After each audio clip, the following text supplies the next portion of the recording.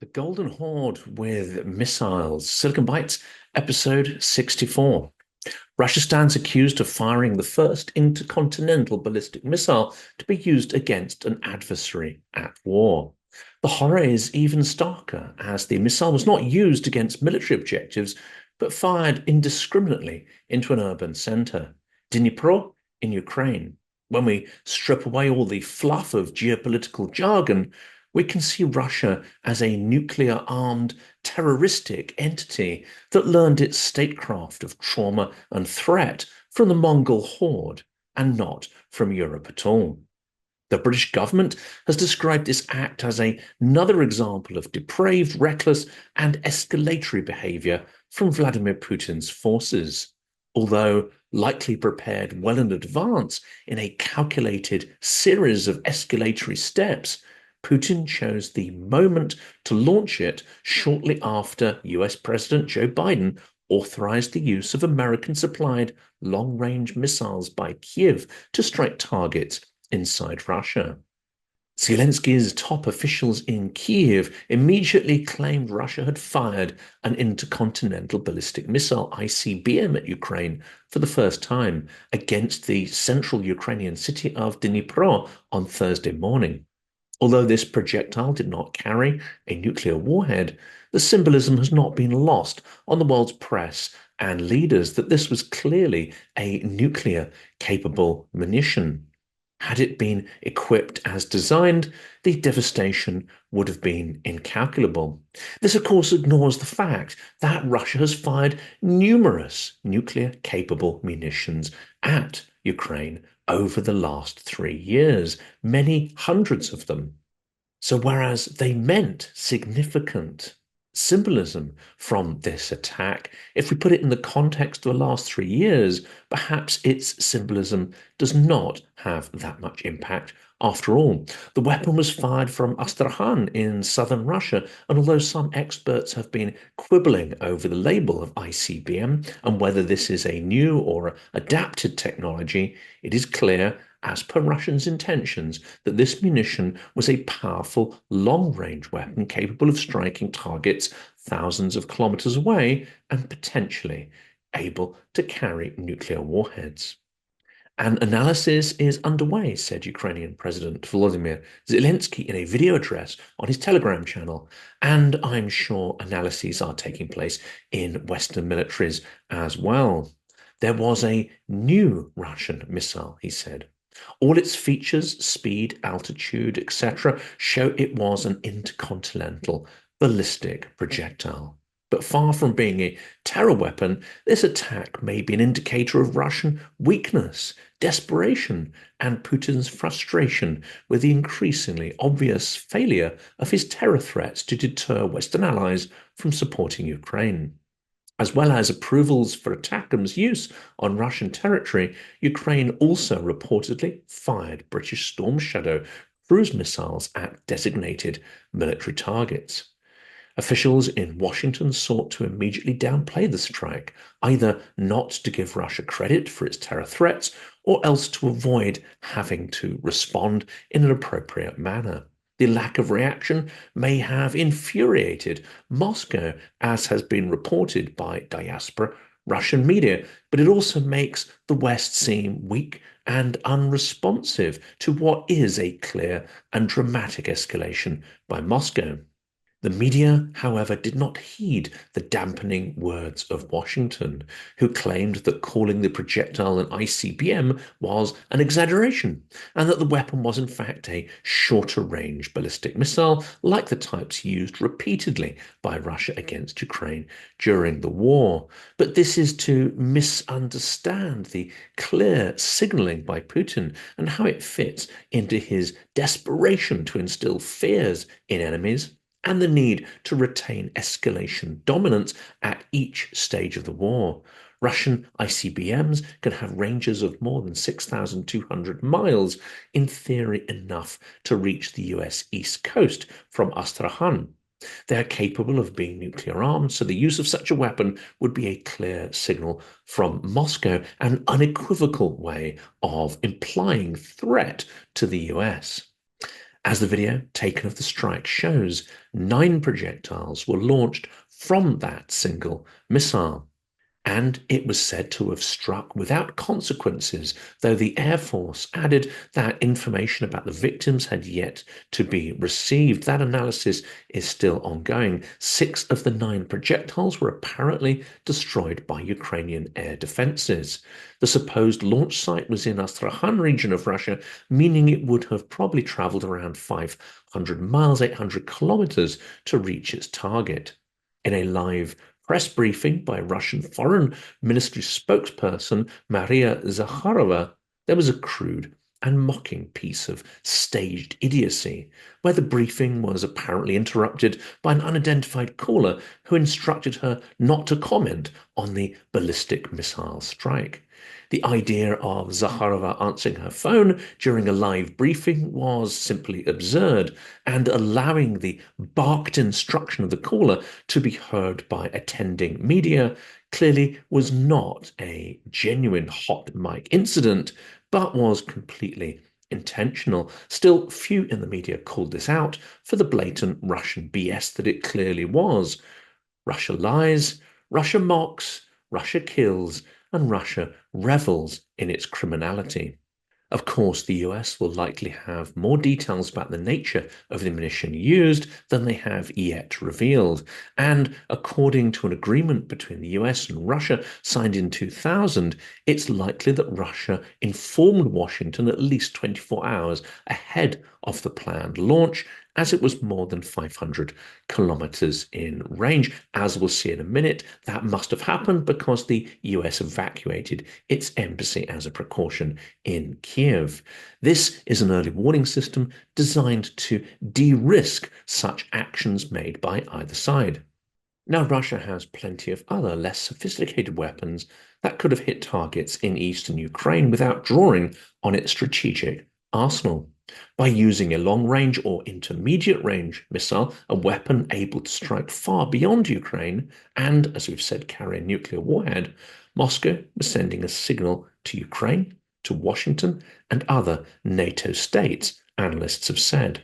Claiming that an ICBM would not make military sense because of their low accuracy and high cost, as the Washington official did, is to entirely miss the point of the terror signaling that such a strike represents. It's also to ignore the fact that using nuclear threat to make the West self-deter has, by far and away, been Moscow's most effective strategy throughout this war. The response of allies to the imminent strike contrasted sharply. The US suddenly announced that its embassy in Kiev would be closed after receiving warning of a potential significant air attack somewhere in Ukraine. But in stark contrast, the UK sent a delegation, including its Chief of Defence Staff, Admiral Suetonian Radakin, to Ukraine to meet President Volodymyr Zelensky and his military leadership team in Kiev. Putin claims that Russia fired an experimental ballistic missile into Ukraine.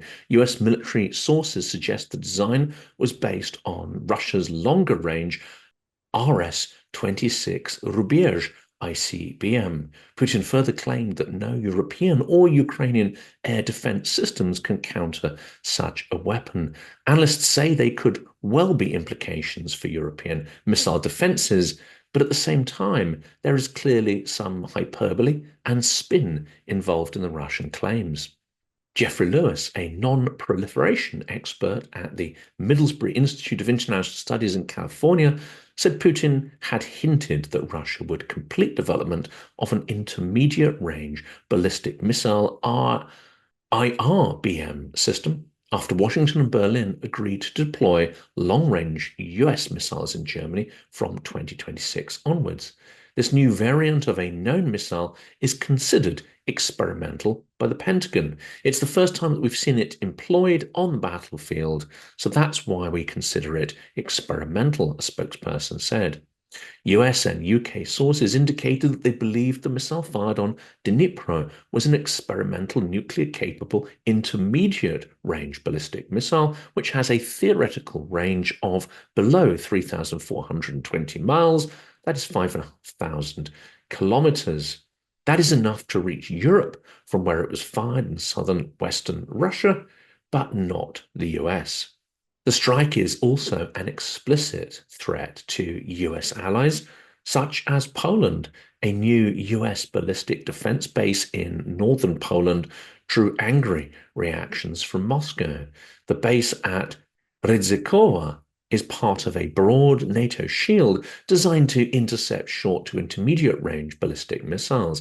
Putin this week lowered the bar for his country's use of a nuclear weapon, a move Western officials dismissed as Russian saber rattling. We need to see this attack as a combined informational and psychological as well as physical attack. To respond to only one aspect of the strike is really to misunderstand the multi-layered nature of such Russian intimidation terror tactics.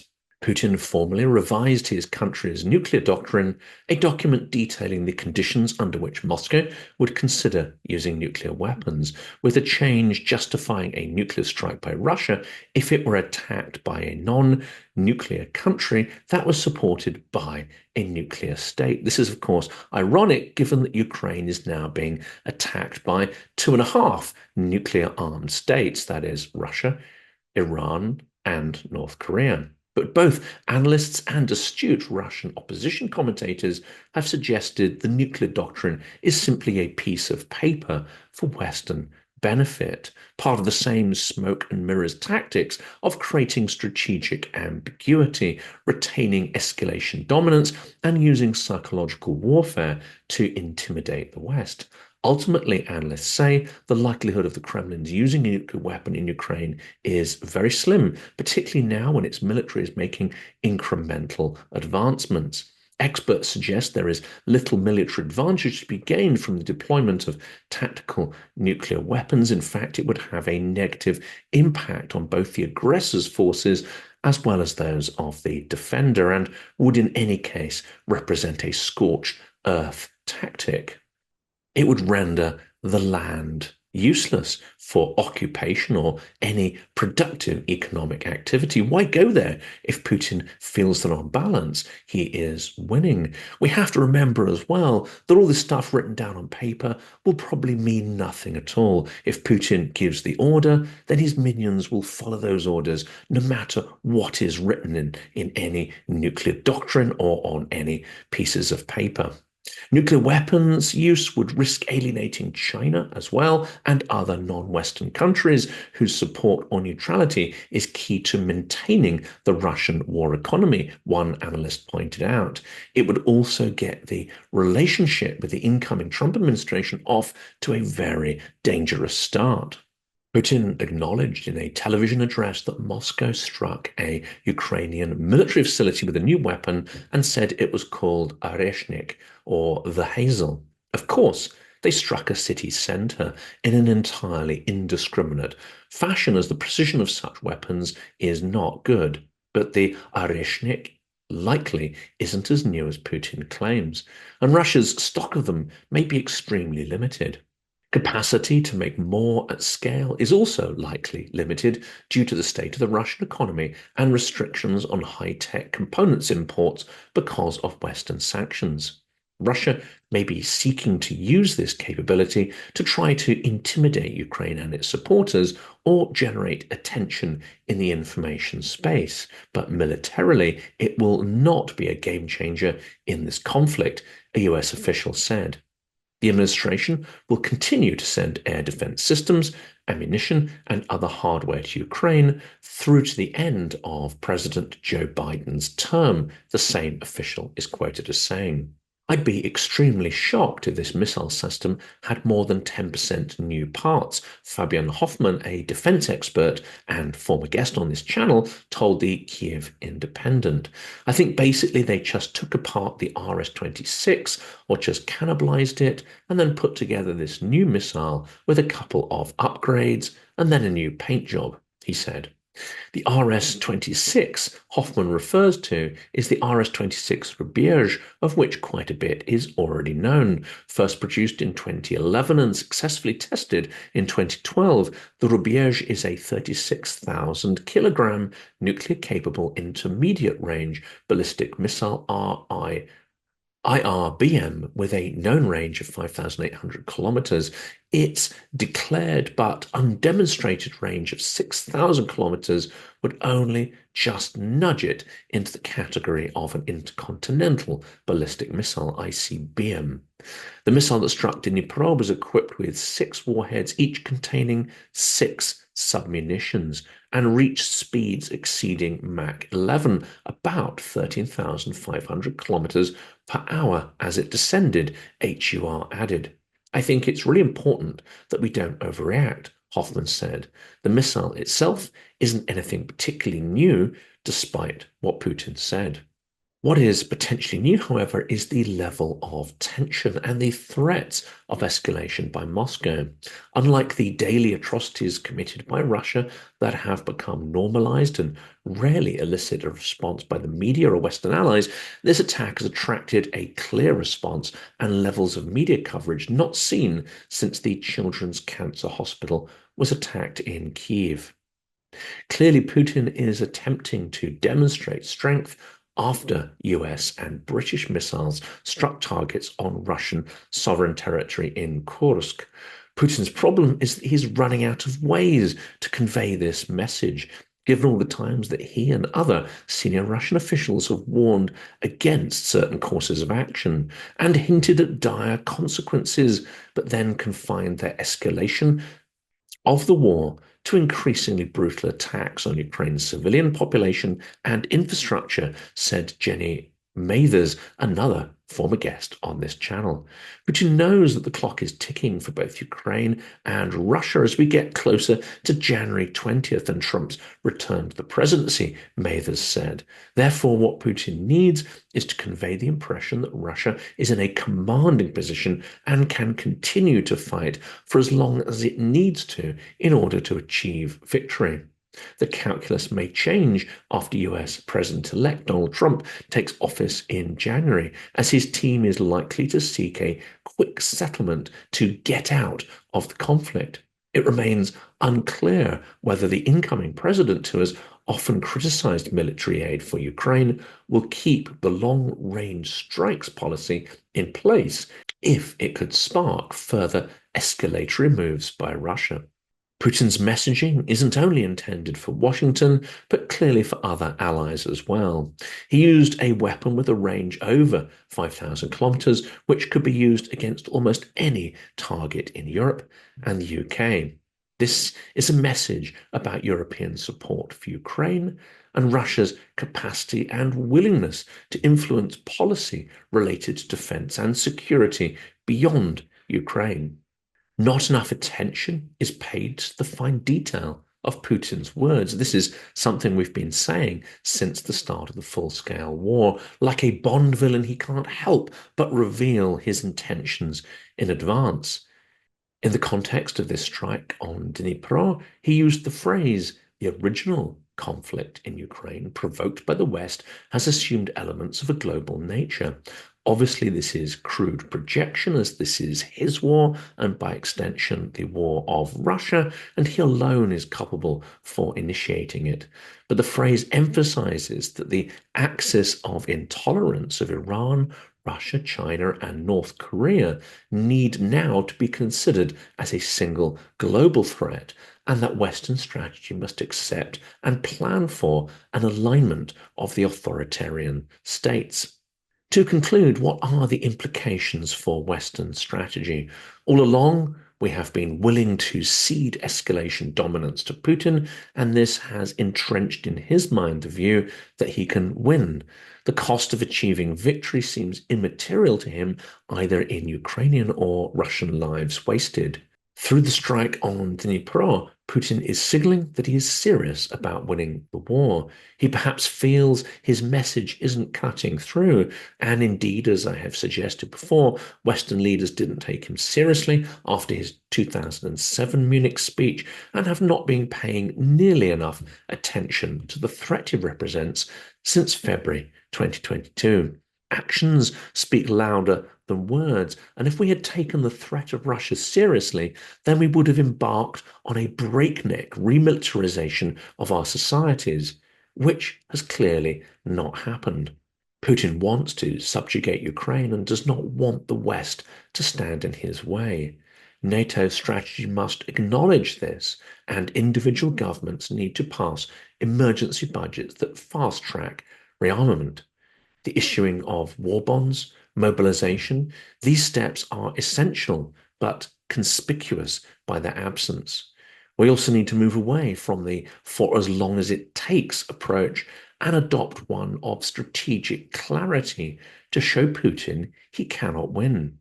Too many leaders are still contemplating a negotiated end to the war in 2025. This will neither be simple or a quick negotiation and creates endless opportunities for Russia to play deadly games and create new provocations, all the while weakening Ukraine. Negotiations could be an effective way for Russia to also deter the West into scaling up military support for Ukraine. The lessons of Minsk I and II have not been learned in the way they should have been. To negotiate with Russia, you need to escalate sharply and show firm resolve. That will, as we've seen, be a real challenge for the Allies. Putin will not be willing to negotiate away what he's already seized. His starting position will be that he keeps everything he already has, and he will seek far more that he does not have now from any talks. This is the pattern of Moscow rules, as Keir Giles has eloquently and conclusively demonstrated in his book of the same name. Putin sees himself in the stronger position in potential negotiations. The use of this missile is just another way of him messaging this. Those who are pushing for negotiations ignore the sacrifices and needs of Ukraine and have not made the mental effort of thinking through the long-term implications of giving Putin what he wants.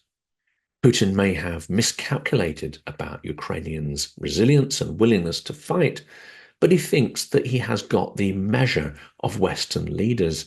Well, he's probably not wrong in this. Putin probably believes that with the Dnipro strike, he'll influence the Trump administration to make an accommodation on Ukraine in 2025. This would have tragic outcomes for Ukraine and Eastern Europe. It gives a green light to future intimidation, aggression, and escalation.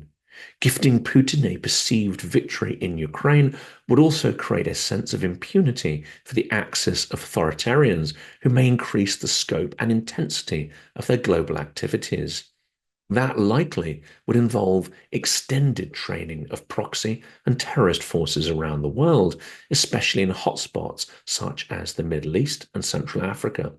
As Mick Ryan has pointed out, there is an emerging learning network amongst those opposed to the international rules-based order. This learning will likely encompass the whole spectrum of modern holistic warfare, informational, cyber, terroristic, drone, and grey zone tactics. We are letting the threat metastasize into a global one. Democratic nations of the world need to ensure their strategic planning and deterrence posture embraces this mounting threat, which is global in scale and ambition. So here are a few concluding points for this episode, and I'll pop these also into the description of the video. 1. Russia's deployment of an ICBM armed with conventional warheads against Ukraine marks a significant and alarming escalation. 2. This unprecedented action suggests Russia may have depleted a substantial portion of its conventional missile arsenal, compelling it to resort to strategic reserves. 3. The use of such an extensive and complex weapon, typically reserved for long-range nuclear deterrence, underscores the challenges Russia faces in sustaining its military campaign, but also suggests that the informational and psychological benefits far exceed the military impact to justify the use of such a munition. 4. This type of ICBM is known for its lack of precision in conventional warfare, underscoring Moscow's role as a terrorist willing to cause indiscriminate trauma. Number 5, this appears to be a desperate attempt to project strength, yet highlights Russia's difficulties in subduing a smaller nation that is committed to defending its sovereignty and freedom. Number 6, it's bizarre Russia compromises some of its most guarded and secretive technology to Ukraine and partners just for the sake of brinksmanship and signaling. And finally, number 7, the strike was an elaborately staged attempt to demonstrate escalatory dominance, the ability to outbid the West in the retaliatory ladder all the way up to a nuclear war. But again, this may be another Potemkin facade of a strategy. A paper tiger attack showing that Russia is all teeth and no bite.